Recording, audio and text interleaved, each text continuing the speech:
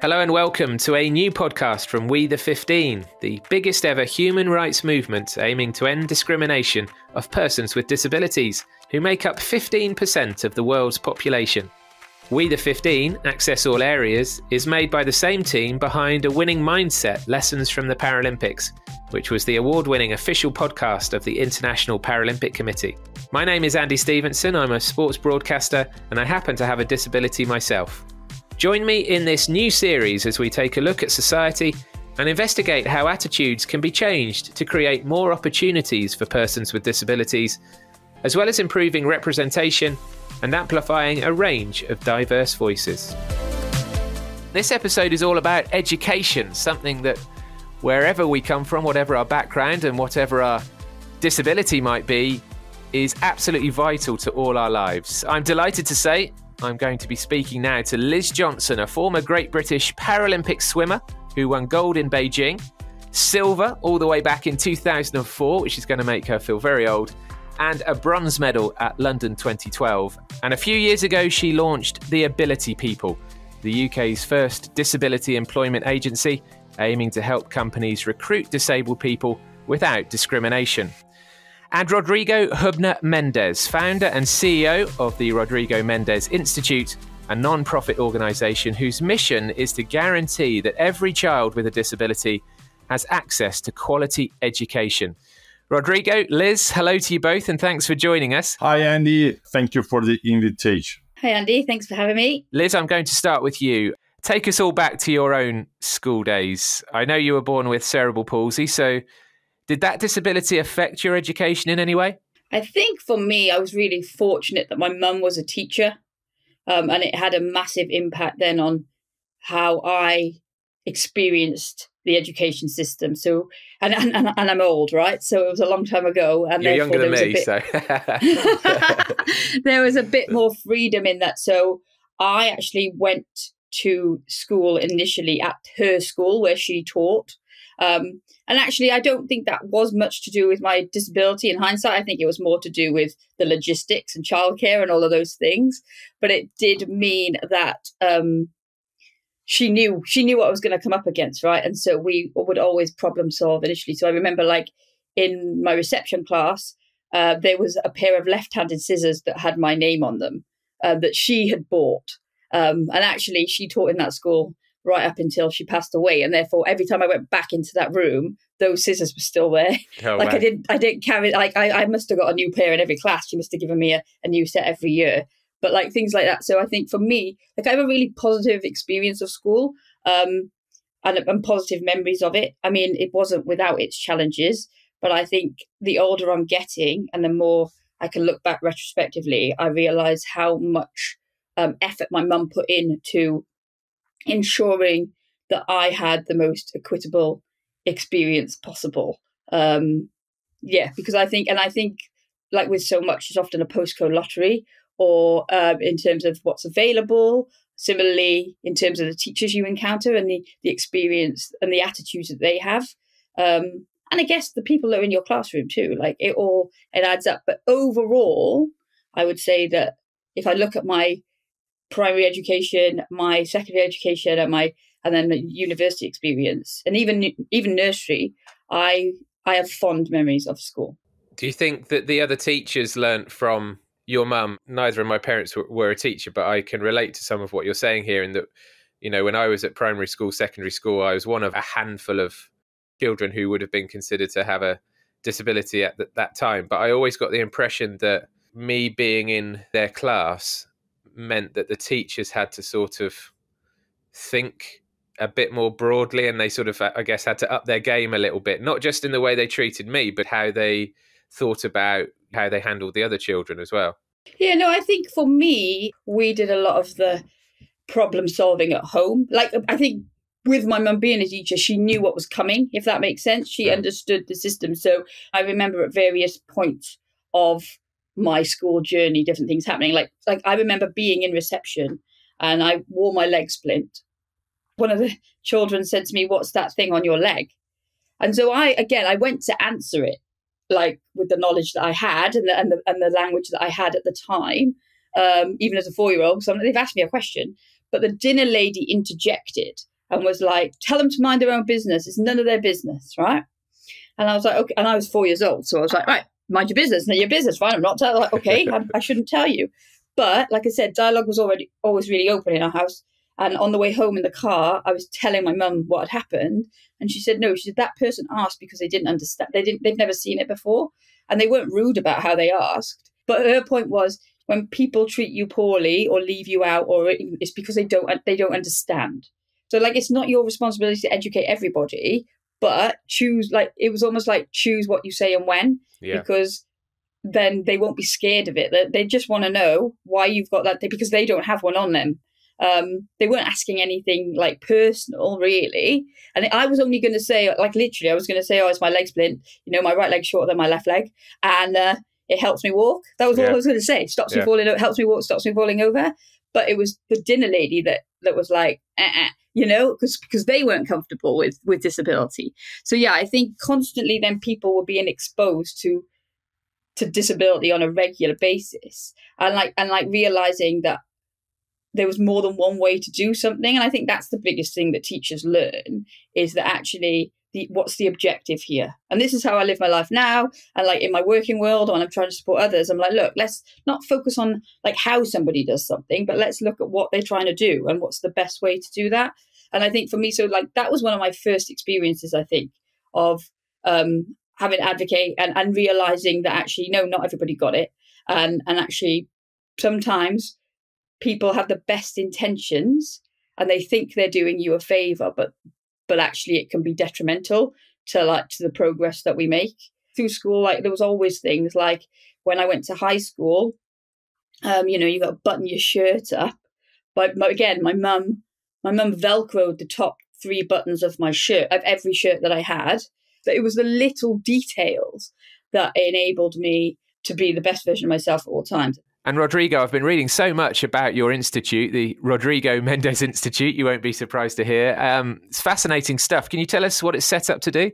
The Rodrigo Mendes Institute is focused, as you've said, on guaranteeing that every child with disability has access to quality education in inclusive schools. And we mean by that mainstream schools who transform themselves to attend to serve any kind of profile, consider all types of children and teenagers. Well, we have pursuing this mission, investing our efforts in 3 major pillars. First, research about best practices around the world. Second, teacher training, involving also the school's principals in different types of courses and formations in terms of offering repertory, offering knowledge, offering support. And third, advocacy with legislators and leaders which define education policy, so which control the pointers, control the directions of education in scale, thinking about our country. And over the last years, just summarizing what we have done, we have impacted 100,000 teachers and 1 million students from all states of Brazil. Rodrigo, if we can, I'd just like to ask you about your own story, if possible, because for the majority of the time, you experienced the education system in Brazil as a non-disabled person, but you did have a brief spell going through it as a disabled person. Can you give us your memories of that time? When I was finishing high school and preparing myself to enter the medical school, I went to a car robbery. I was leaving my home when 2 armed robbers approached me and shot me through my neck. So the consequence was the paralysis below my shoulders. And luckily, I had the best support someone can get from physicians, family, and from friends, I can say. So I was 18 years old. I had finished high school, and I was studying, preparing myself for the tests that are required to enter the higher level education in Brazil. And I had to make this, I can say, long pause. So it was 5 years waiting so that I could physically dedicate my time to study again. And then I entered the college about business. One of the things your institute does, not just in Brazil, but in several countries around the world, is run teacher training programs, helping them to understand human diversity. And so can you give us some examples of specific things that you and your training programs are telling teachers or suggesting to teachers? There are two different types of courses and different types of activities. Our goal is to support them in changing the way they plan a class. Because if you keep planning the classroom activities in a patternized way, making just one activity, exploring just one strategy, and hoping that everyone will learn, that will not promote inclusion. On the contrary, that will promote exclusion. So we have a lot of contents regarding how to diversify the actions inside the classroom, using different types of formats from the same content, implementing different strategies in terms of how to relate the content to the children's lives, and also in terms of experiencing different ways of organizing the relation between the students, between themselves, organizing little groups of students so that they can help themselves. So that's one part. There's one part of our job. Another part is to ask the teachers and the team of the school how to change the way they evaluate the students, because that's another source of exclusion. Normally, as you know, patternized tests, patternized questions, patternized dynamics, and that doesn't work. Now, you have to offer also different ways of evaluating a student, a child, and so on. We also support them in the creation of accessible materials for the classroom. You know that the press book, the classical press book, and the classroom board, they are not enough. Liz, just going back to that story about the other child asking about your leg support. I mean, you know, I think sometimes there's a nervousness in the education system about just putting disability out there, because actually if it was out there a bit more, children would grow up with a much broader view of society. Absolutely. I mean, we are not born biased, right? Like, we learn that through our experiences, through our influences as we go, like you said. And that's not just about disability, that's about everything. And I think the adults in our life do have a responsibility as educators to give us like knowledge and context to things. And it's a constant learning thing. But as a child, like, so for example, my sister, she was 5.5 years younger than me.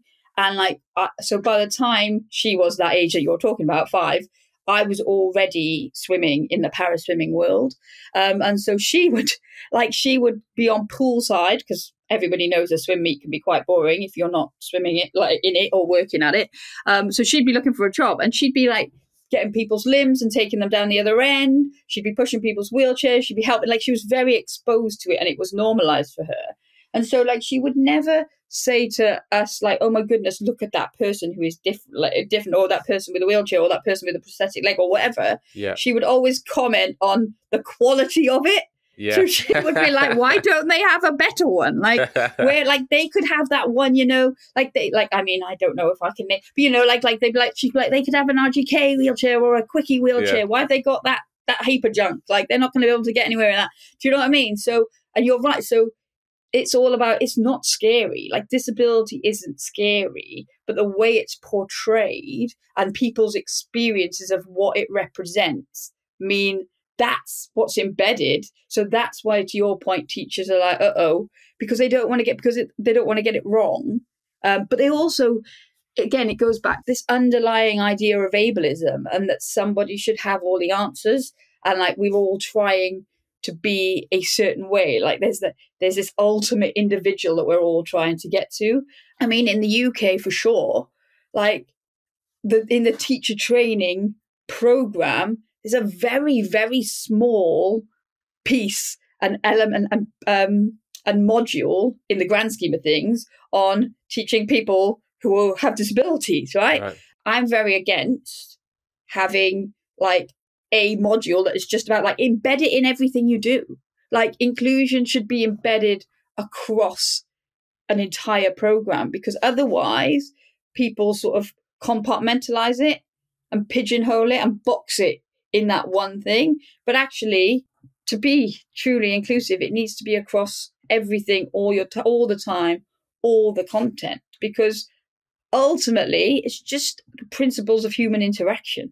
Yeah, no, I'm very interested in all of this because I've mentioned this a few times on the podcast, but for people listening, I was born with no hands, and I also wear a prosthetic leg on my left leg. So my primary school, so sort of 5 years old till about 11 or 12, was a mainstream school, but it had a kind of specialist unit attached, which meant that I could have helpers in class, and occasionally we would be taken out of class to do specific things to like physio, or we might go swimming, etc. But essentially I was in what you would potentially call a normal school, if you like, with all of my classmates. And then my parents fought very hard to get me into a mainstream secondary school from 11 to 16. And again, I had access to somebody coming into the classroom to help me with practical tasks, but I was able to mix and integrate with everybody and make friends. And I do think that was incredibly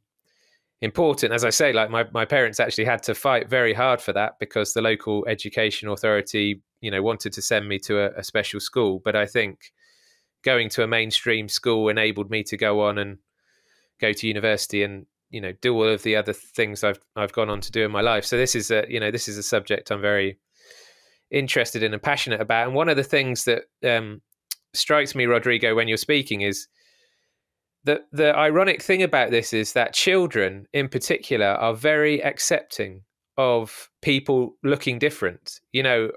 When I was at primary school, the other kids just got used to the fact that I might write with my foot rather than my hand. And in fact, there was one lesson where the teacher got all of my classmates to have a go at writing with their foot. Children are very accepting, aren't they? And actually it benefits all children, not just the disabled children, but the children with no disabilities. It benefits everyone to have some children with disabilities in the class and in the school. Yeah, that's good point. We also think like that, Andy. We not just as an ideal, but we have seen that the schools that really embrace this idea, this paradigm, let's say, they promote two very, very remarkable outcomes. First, they give space to a very large segment that was not part of the game, and now are having this opportunity. Second, they help to improve the quality of the education that they offer. And why is that? Because when you bring to the classroom diversity, we generate a positive and comfortable situation for the teachers, because they see that they cannot just repeat what they have been doing. They need to look to different ways of teaching. So it pushes this new environment, pushes the team, the pedagogical team, to be better. Secondly, the child or the teenager with no disability can see how important it is to develop competencies related to the capacity of putting themselves in the place of another person, in terms of promoting collaboration, in terms of establishing all kinds of cooperation. So I have a teacher that is like a mentor that studies what kind of education makes sense nowadays, and he says that those competencies that I'm saying, tolerance, respect, empathy, and so on, those skills are very, very wished by the organizations nowadays. So an inclusive school stimulate those skills all the time, and help those students with or without disability to be better citizens. What's your general view on special schools? Is your ultimate aim to make it unnecessary to have special schools? Good question, Andy. Well, the special schools, they had a very relevant role. They played a very important role over decades in all parts of the world. That was the kind of solution that we saw at that time, because before that there was nothing. So those children was really excluded, and they were hidden in their houses or in some kind of institution. So it was a very important idea in terms of fighting for their rights. After decades of experience, what we see now is that it failed. So many generations of, at the time, children with intellectual disabilities, for example, became completely dependent adults, dependent from their families, dependent from social services, and so on. So the evolution of the discussion regarding this topic resulted in the idea of the inclusive school, which is not easy to do, which is not simple. As you know, we have a convention, the UN, the United Nations, published an international convention in 2006 that is devoted to this theme. And this convention is very clear, orienting the members of the UN to build inclusive education systems in all levels of education. And what to do when a parent, when a father, a mother asks, but look, my child needs protection, my child needs specialists, my child needs an environment, make me confident that she will be well served. Well, it's a process of changing the mindset of people. We observe that somehow the teachers that work in these institutions, they believe that those children will not reach autonomy. And they tell the parents, they said openly, look, don't insist, because they have syndromes. They cannot conquer autonomy. So somehow, Andy, it's like defining where they will go. So defining how far they will go before they started their lives. Yeah.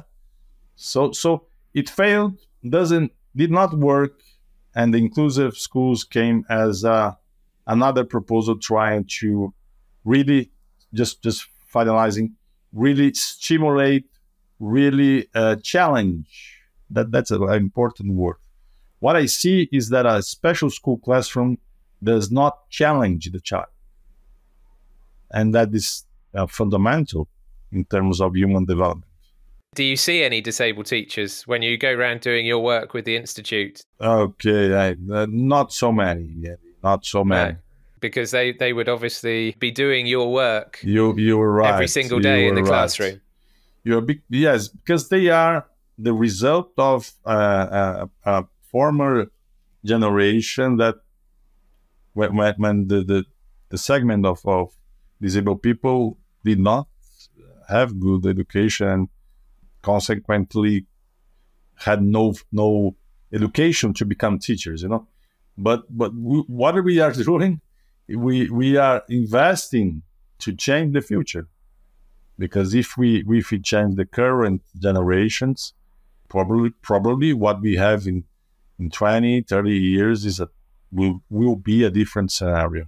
Liz, as someone who works in recruitment with your company, the Ability People, how might we get more disabled teachers and lecturers and actually people working within the education sector? Because I feel that, again, and I know we've got to be realistic here, if we'd been at secondary school and there'd been a disabled teacher, sure, I'm sure that teacher might have got a bit of stick from some of the kids, but the bigger thing generally would be that children would be getting used to seeing disabled teachers in their schools, and that would be massive.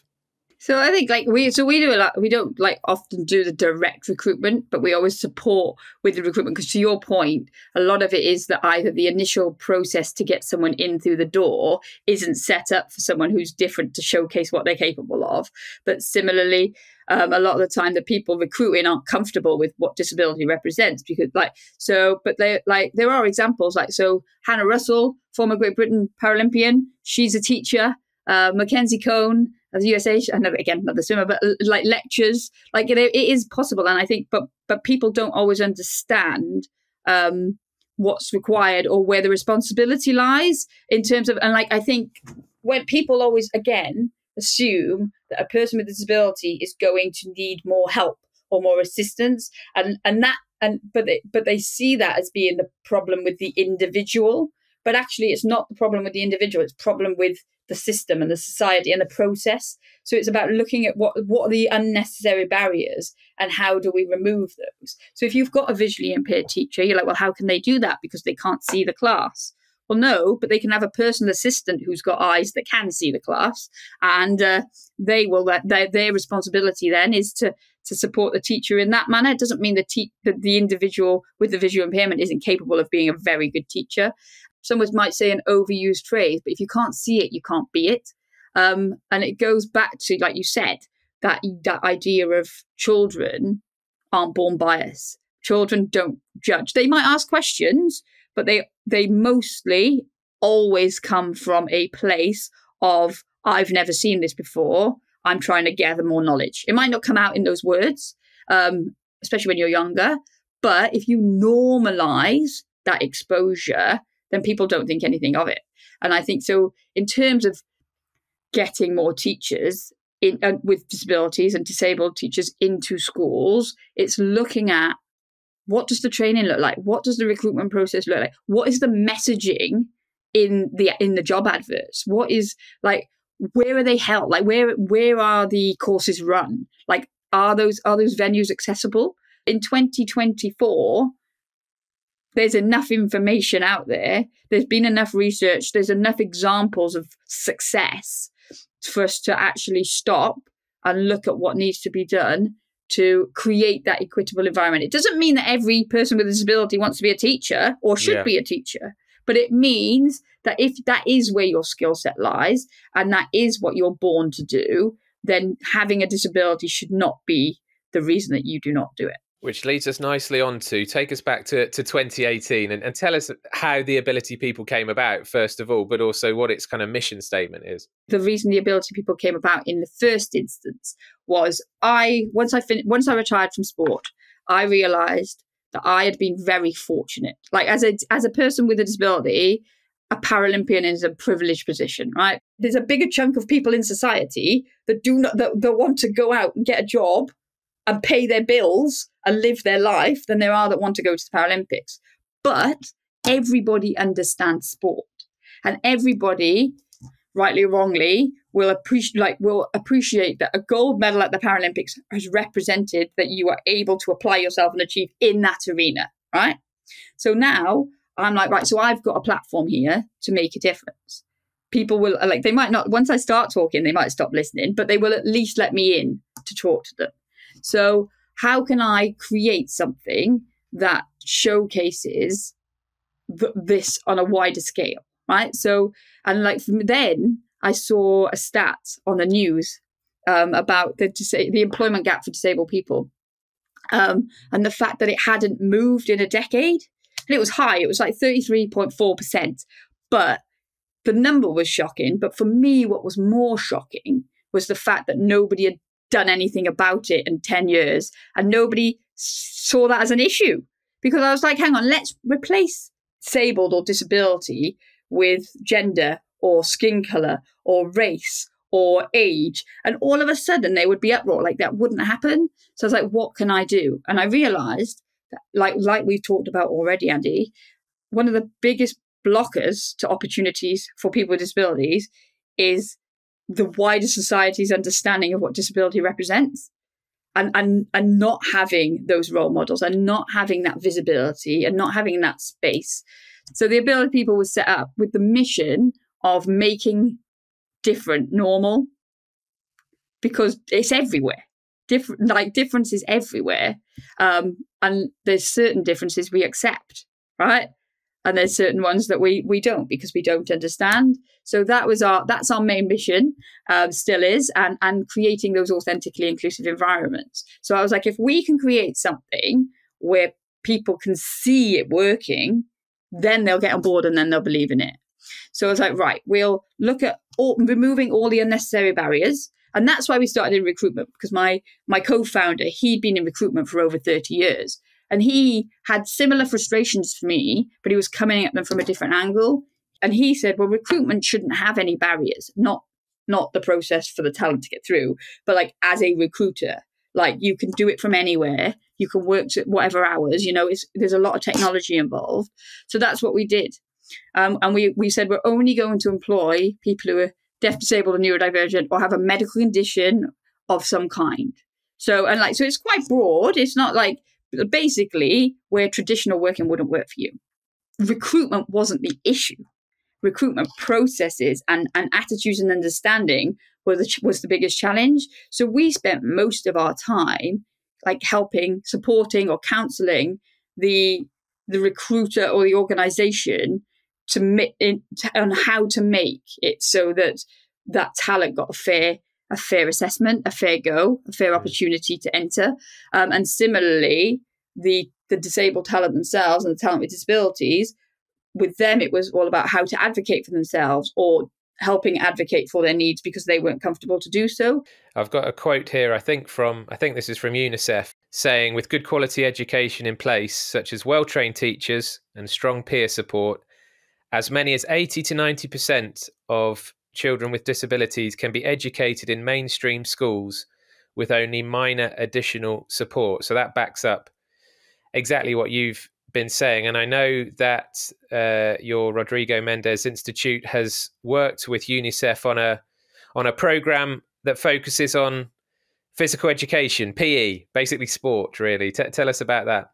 So 10 years ago, UNICEF invited me to think about a project that could collaborate with the legacy generated by the sportive mega events in Brazil, mainly the 2014 Soccer World Cup and the Olympics in Rio that happened in 2016.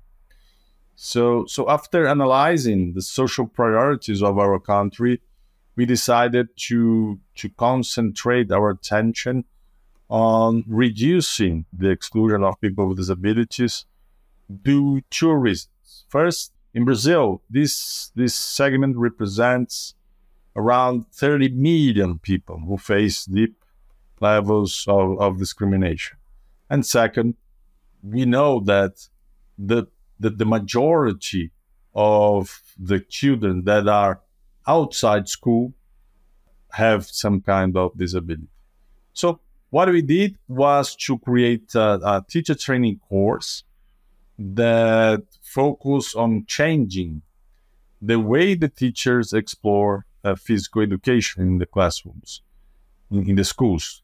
No more thinking about competitiveness, but thinking about inclusion. So the goal of the course was that every school created physical education classes that could guarantee the participation, the learning, and the joy of every child. So the result was very positive. We oriented those physical education teachers to involve the other teachers of the school in terms of creating those activities, and also involving the students who, as we noticed, they are very, very smart in terms of helping the teachers to creating new sports, creating new rules and new formats and so on. Just give an example, because after the course we visited to the north of Brazil, in a city called Natal, and I remember when I met 12 years old girl, she did not talk to anyone, and she did not accept the food that the school offered. So basically she didn't interact. And during the course, the teachers from this school that was attending the course was thinking, well, how can we change that scenario? And we provoked them to, as I said, to involve the children in thinking about new activities. And for our surprise, when the teacher created a group of students to discuss what could be done, for the first time she pronounced the word. For the first time she interacted. She gave her opinion, and then they created together a new version of a sport that mixed volleyball with tennis. First, the length of each game was reduced so that the children with autism could keep their concentration. Second, the judge of the game started using visual signs so that the deaf children could understand what was happening. And third, they reduced the dimensions of the square so that children on wheelchairs could also have more facility in terms of mobilizing they themselves. So as the outcome, this new activity became the most popular one. Everyone was so excited to participate, and most important, that activity ended a long period of silence of Maria Luisa. So that's the project we did. It is still going on as a online course. More than 80,000 teachers made of that course. Well, it was very interesting to see how physical education, which is originally a very traditional source of exclusion, can promote inclusion when you change the goal. I guess one of the most interesting questions to ask you, Liz, given what you achieved in the Paralympics as a swimmer, is when did you start swimming, and was that done through, say, school swimming lessons? And just on top of that, did you feel you were able to access sport and PE, physical education, while you're at school? Yeah, this is a question I get asked regularly. And I think, like, I learned to swim when I was 4 because I lived by a canal. And we used to go on holiday. And I think my parents just wanted to be able to enjoy their holidays and not worry that I was going to drown. So I learned to swim in the local Learn to Swim program. But then my mum, being a teacher, massively helped. And she knew of a swimming club for people with disabilities that was run by the lifeguards at the pool that she took her school to. So I didn't go to swimming lessons down the road, which would have been far more convenient for everybody. I went to swimming lessons 25 minutes away because my mum knew that those people there had the best knowledge to enable me to learn to swim in a way that worked for me. So I learned to swim at 4, and swimming's always been a part of my life. And actually, I used it a lot for physio and it helped me massively. And I was also, I love sport, and I'm pretty competitive, and I was probably a little aggressive. So I played all sport on the street with my friends, down the field. And then so through school, nobody really, I never had a problem accessing participation in sport. But at primary school, when I moved to primary schools and I got to that age where everybody was playing netball for the school, I wasn't able to play because of my leg length discrepancy and my lack of balance and coordination. I would foot fault. And in netball, you're not allowed to do that. You have to stop when you get the ball. And so it was nobody's fault. But again, it was my first real example of encountering a barrier that was out of my control, that I could do nothing about, that was going to exclude me. Which is then when I started to, I was like, fine, I'll do more swimming. Like if that's like, I'll get involved in that. And then even at secondary school, like I played all sport, but I vividly remember my first PE lesson at high school because the way they sorted out the groups was everybody who'd played netball for the school, because that obviously meant that you had some level of sporting prowess, went into group 1, right? Yeah, I think I can see where this is going. You know where this is going, right? Then there was people who were like decent at sport, but hadn't played netball for school. They went in group 2. And then everyone else went in group 3. So I went into this group 2, but all of us, I was completely exposed because all of my friends, whether they went to my primary school or other primary schools, were in that group of people who played netball. And like all of a sudden, I was completely exposed. I was already in the swimming system at that point, and I got a lot of confidence from swimming because everyone else was getting their county colours for netball or hockey or athletics or whatever, a rugby, football, but I had an equivalent skill. But I think it's very important that we create an inclusive world so that each young person and adult gets to pursue the success that they are capable of. Do you see improvement in all of this in the time that you have been working in this sector?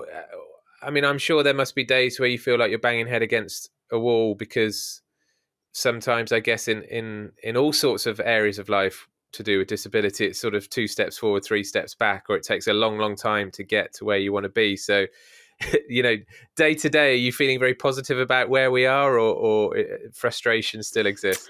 Oh, such a loaded question. I think you're absolutely right? And I think the key to this is for everybody, doing something is better than doing nothing, right? And I think we still live in a world where people don't understand the benefit of having people with disabilities in your space, whether that be in your classroom, whether that be, like you said, and I mean as students or as the teachers and the educators, or in your workplace, or just in your society. Because again, the overriding narrative is that disability is a weakness, and people won't be able to contribute as much. For me, I think there's definitely an increase in people who get it. So to your point earlier, I think the younger generation are a lot more open-minded, right? and also have had a lot more exposure to people with disabilities and disabled people growing up. So most people now know of somebody, at least one person from their wider circle. It might have been someone's sibling, or it might have been a child that somebody that their parent worked with, or it might have been someone in their classroom, or it might have been someone, unfortunately, who got sick and got left with a disability. People at least have that reference point, and so they can relate it back to that. And that now that a lot more things are being diagnosed a lot earlier, adults are becoming advocates for their children and things like that. So in that sense, there's definitely a bigger appetite for wanting to influence and implement change to make the world more inclusive for people with disabilities. Now, I would say the biggest barrier is always people not making it a priority. They still see it as a nice thing to do, or we'll get to that eventually. And that, for me, is the most frustrating thing ever. Because actually, if you think about it, like, you can be disabled without having a disability, right? And there's a lot of disabilities. Yes, some more obvious than others, but there's a lot of disabilities out there that aren't obvious. And a lot of people don't even know they have one, or might never get a diagnosis. But it doesn't mean that they need to do things differently. And therefore, like, for me, that's the biggest barrier, because I'm like, why wouldn't you just look to create an inclusive environment, to create an inclusive society, so that people don't have to tell you that they're different in order to be able to access an opportunity? And like, because you make changes to things for someone who needs it, but there's also then a whole plethora of people that benefit from that. And if you think about, like, I always say, like, on your phone, like, who uses like voice activation now when they're pushing a buggy, or they've got a shopping list in their hand, or they're getting out of the car and they got bags, and they just talk to their phone or their watch or whatever device they're using to send a message. Well, how useful would that have been for you like 25 years ago? Do you know what I mean? I would say there's a lot more awareness, but there's still so much more action that needs to be taken. Well, that feels like an appropriate point to finish on. And hopefully, I guess the We the 15 campaign is trying to push that exact message, isn't it? So listen, it's been brilliant talking to you both. We could absolutely carry on chatting for ages, I'm sure. But thank you so much for your time. Thank you, Andy. Thank you. No worries. Thank you for having me. It was a great pleasure. Well, I'm sure that episode made many of you reflect on your own school days. I hope they were happy ones. But of course, it's so obvious to say, but every person with a disability benefits from a solid education. Now, the next episode in this We the 15 podcast series is probably my home subject, all about sport. And I'm delighted to say I'll be joined by Andrew Parsons, the president of the International Paralympic Committee and one of the greatest Paralympians of all time, Tatiana McFadden from the USA.